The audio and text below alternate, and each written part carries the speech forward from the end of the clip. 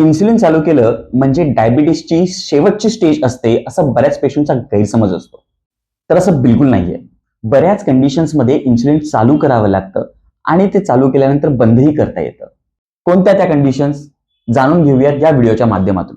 नमस्कार, मी डॉक्टर महेश महिरे आणि तुम्ही पाहतात द कन्सल्टिंग रूम. हे मीथ आहे की लोकांना वाटतं इन्सुलिन चालू केलं म्हणजे डायबिटीसची शेवटची स्टेज आहे आणि आता इन्सुलिन आपल्याला कायम आयुष्यभर घ्यावं लागेल. बट फॅक्ट इज की इन्सुलिन हे एक सेफ ऑप्शन आहे ज्याच्यामध्ये क्विक कंट्रोल होतं आणि काही कंडिशन्समध्ये चालू केल्यानंतरही बंद करता येऊ शकतं.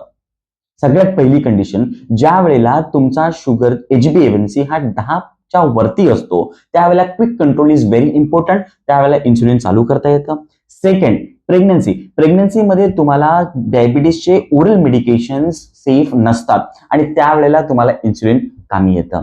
तिसरी कंडिशन, ज्या वेळेला तुम्हाला हॉस्पिटलाइज केलं जातं सिव्हिअर इलनेससाठी, पर्टिक्युलरली सेप्सिस म्हणा किंवा कुठल्याही कंडिशन्समध्ये तुमचा शुगर चांगला टाईट कंट्रोल केला की तुमची फास्ट रिकव्हरी होते आणि त्यावेळेला insulin is very important. Pre operative म्हणजे ऑपरेशनच्या आधी, पोस्ट ऑपरेटिव्ह म्हणजे ऑपरेशनच्या नंतर वुंड हिलिंग साठी, शिवाय त्या वुंड इन्फेक्ट होऊ नये किंवा सेप्टिक होऊ नये यासाठी शुगर तुमची टाईट कंट्रोल असली पाहिजे.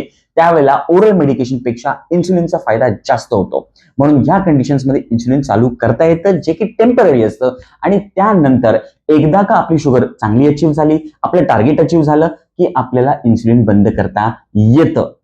पण काही कंडिशन्समध्ये जसं की क्रोनिक डायबिटीजमध्ये, ज्याच्यामध्ये जसं जसं वय वाढायला लागतं, डायबिटीसचा कालावधी वाढायला लागतो, त्यावेळेला तुमच्या पॅनक्रियाज मधल्या बीटा सेल्स इन्सुलिन सिक्रेशन कमी करायला लागतात. त्यावेळेला तुम्हाला ऑटोमॅटिकली इन्सुलिन हे चालू करावं लागतं.